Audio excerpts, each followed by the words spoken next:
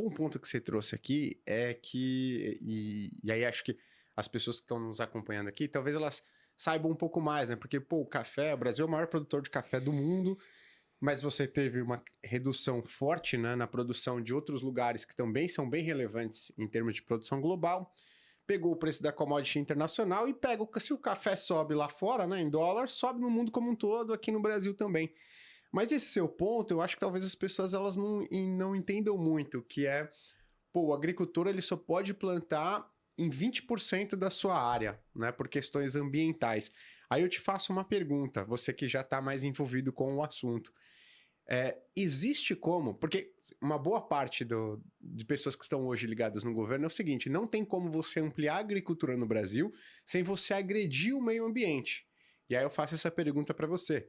Tem como a gente ampliar a produção de alimentos, continuar investindo na agricultura no Brasil, sem que a gente prejudique o meio ambiente, que é a visão dessas pessoas que chamam, por exemplo, a agricultura de ogricultura?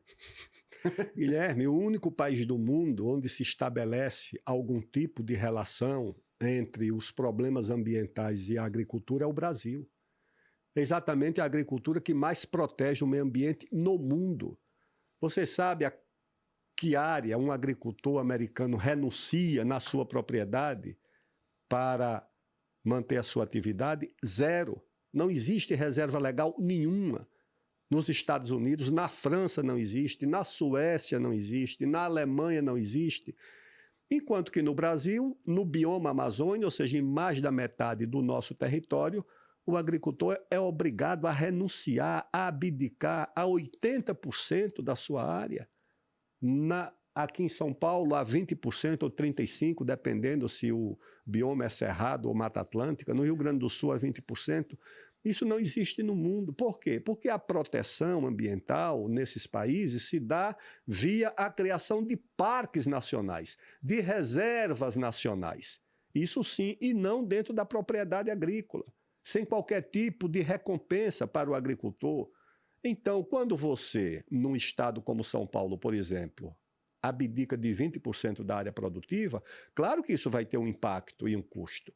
Claro que o agricultor do cerrado brasileiro, que deixa 35% da sua área para o meio ambiente, ele vai concorrer com o agricultor americano que produz soja em 100% da propriedade. Então é preciso que nós tenhamos a ideia de tornar obrigatório uma forma de proteção, que essa área de proteção de morro, proteção de nascentes, proteção de rios, isso deveria ser de fato obrigatório.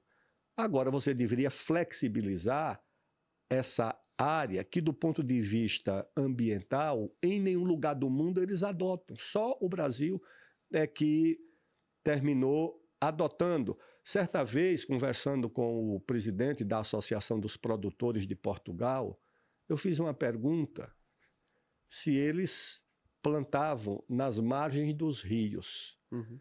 Veja como ele entendeu. Ele me respondeu com outra pergunta. E vocês já estão plantando dentro dos rios? Por quê? Porque plantar na margem do rio era uma coisa tão óbvia para ele, que ele imaginou que nós já estivéssemos encontrando um caminho de cultivar dentro do rio. Ou seja, o Brasil é um país, do ponto de vista ambiental, muito rigoroso, muito exigente, sem comparação com nenhum outro país do mundo. E não tem por que pesar sobre a nossa agricultura a ideia de que ela tem alguma responsabilidade nos problemas ambientais do Brasil ou do mundo. Quem tem relação com os problemas ambientais, Guilherme, são as cidades. O Tietê é poluído dentro de São Paulo. Ele vai melhorando à medida que se afasta das regiões metropolitanas. Em qualquer cidade brasileira é assim. O rio é doente dentro da cidade. Quem polui é a cidade, não é o campo, não é o agricultor.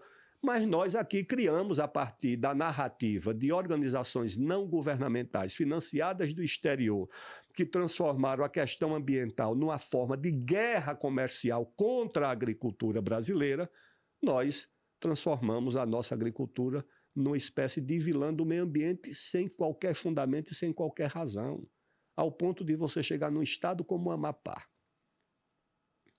que tem 73% da sua população vinculada a algum programa de transferência de renda.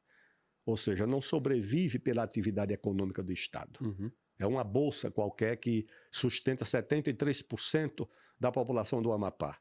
Esse estado, que tem 142 mil quilômetros quadrados, tem 14 milhões e 200 mil hectares, só consegue cultivar 5 mil hectares. Para se ter uma ideia do que isso representa, é mais ou menos 0,03% da área usada para agricultura e pecuária. É menos do que o que se cultiva no município de São Paulo e em qualquer município do estado de São Paulo. O resultado disso é um estado que importa comida. Então, como é que você pode combater a inflação de alimentos pressionando, transformando a agricultura numa atividade criminosa? É completamente incompatível. Infelizmente, no Brasil, pelo número de autuações, de multas, de normas e de exigências que pesam sobre os agricultores, os pecuaristas, os produtores, sem comparação com nenhum país do mundo, isso tem necessariamente um impacto sobre o custo final da comida que vai para a mesa dos brasileiros e atinge principalmente os mais pobres, que é a renda do mais pobre que é destinada em maior parte para a alimentação. Excelente. Tem uma coisa que você tocou aqui, você falou do Amapá, que só 0,03% da sua região... Do território inteiro do estado. Mas isso seria por condições climáticas, que lá é mais desafiador para você utilizar, né, o solo, o clima, é mais desafiador para você utilizar para o plantio de determinadas culturas, ou é porque você tem uma legislação ainda mais pesada em cima do setor do agronegócio lá no estado do Amapá? Eu vou te explicar, porque o Amapá só produz 5 mil hectares. Eram 30 mil. De 30 mil passaram para 25, para 20, para 15, para 10 e para 5. Primeiro, boa parte do estado foi convertido em unidade de conservação. São parques nacionais, florestas nacionais, unidade de conservação nacional ou unidade de conservação dos estados. Só um parque que foi criado no governo do presidente Fernando Henrique Cardoso, o Parque do Tumucumaque, são 30 mil quilômetros quadrados, maior do que o estado de Alagoas, maior do que o estado de Sergipe, provavelmente maior do que a Holanda, ou do que a Bélgica, ou do que a Dinamarca, o Parque do Tumucumaque.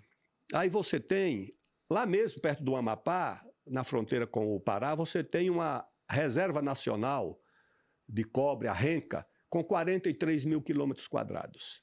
Então, isso são parques nacionais ou estaduais. Em seguida, você tem uma grande área do estado convertida em terra indígena, que também torna-se proibitiva para a agricultura. A mesma coisa acontece em Roraima, onde você só dispõe de 5,6% de todos os 240 ou 220 e tantos mil quilômetros quadrados de Roraima, só essa área de 5,6% está disponível para atividade econômica. O resto tudo está imobilizado em terra indígena, está imobilizado em unidade de conservação, que são esses parques, essas flonas, essas reservas extrativistas, ou o que sobra você ainda tem que destinar 80% para a proteção do meio ambiente. Então você, naturalmente, imobiliza o estado inteiro. Além do que, no Amapá, eu liguei para o presidente da Associação dos Produtores de Soja, lá de Macapá. Eu fui a Macapá fazer um debate sobre outro tema, que era a tal reserva da margem equatorial, petróleo na margem equatorial. Aí eu liguei para o presidente da Associação dos Produtores de Soja. Atendeu um telefone de Mato Grosso. Eu digo, mas o senhor não está no Amapá? Ele disse, não, senhor, eu estou no Mato Grosso. Eu digo, mas o senhor não era presidente da Associação dos Produtores de Soja do Amapá? Ele disse, era, mas eu saí daí. Só um louco produz alguma coisa no Amapá. A agricultura e a pecuária no Amapá viraram atividade criminosa. Você é alvo do Ministério Público, da Polícia Federal, do IBAMA, da FUNAI, todo mundo em cima de você. Então, as pessoas evitam essa atividade porque elas são multadas, autuadas. Por essa razão é que na Amazônia você tem a convivência de 3 estados dentro da Amazônia. O estado institucional, o oficial, das prefeituras, da União, etc. O estado paralelo do crime organizado, onde mais o crime organizado tem crescido, é na Amazônia. O nível maior de violência é na Amazônia. E o terceiro estado paralelo é o das organizações não governamentais, financiadas do exterior, que governam a Amazônia de dentro do estado oficial. Porque essas organizações não governamentais, elas governam o IBAMA, elas governam a FUNAI, elas governam o Ministério do Meio Ambiente, elas governam o Ministério das Populações Indígenas. Há uma porta rotatória, que o sujeito sai da ONG, vai para o IBAMA, depois sai do IBAMA e volta para a ONG. Quando ele chega no IBAMA e na FUNAI, ele esvazia as atribuições dessas instituições, transferem para as ONGs e depois voltam para as ONGs. Então é uma coisa absolutamente absurda. Uhum. Esse Sistema Nacional de Unidade de Conservação, está aí essa confusão nos Estados Unidos por conta da USAID, dessa agência de cooperação, muito ligada ao Departamento de Estado e à CIA. Quem criou o Sistema Nacional de Unidade de Conservação, que foi adotado pelo governo brasileiro, foi essa agência. Não foi uma criação do Estado brasileiro, do Parlamento brasileiro, de instituições brasileiras. Foi criada a partir da USAID e adotada pelo Ministério do Meio Ambiente no Brasil. Então, evidentemente que há um bloqueio organizado para impedir a ampliação da agricultura, da pecuária, da agroindústria no Brasil, como forma de proteger interesses comerciais de produtores americanos e europeus. É claro que isso acontece.